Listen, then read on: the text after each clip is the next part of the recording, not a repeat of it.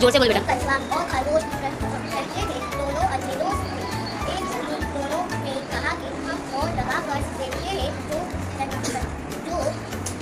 पहले पहुंचेगा वही जीतेगा। दोनों ने दौड़ शुरू खरगोश जोर से पढ़ो। दोनों ने दौड़ शुरू की।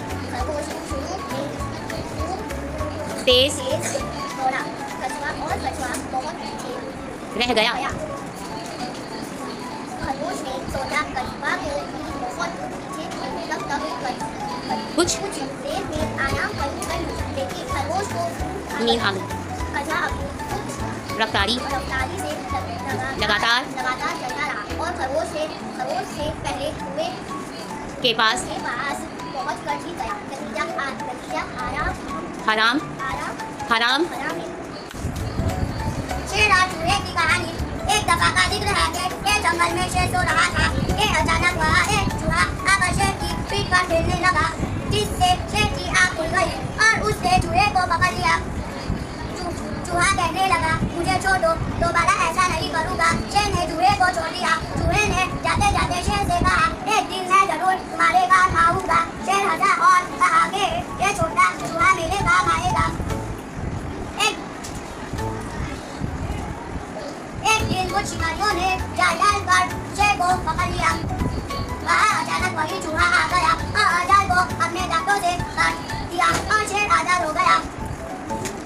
शेर ने चूहे का शुक्रिया अदा किया और दोनों एक दूसरे के दोस्त बन गए। नतीजा, हमें किसी को छोटा और कमजोर नहीं समझना चाहिए। एक कौवा बहुत प्यासा था। वो पानी की तलाश में इधर उधर रहा था।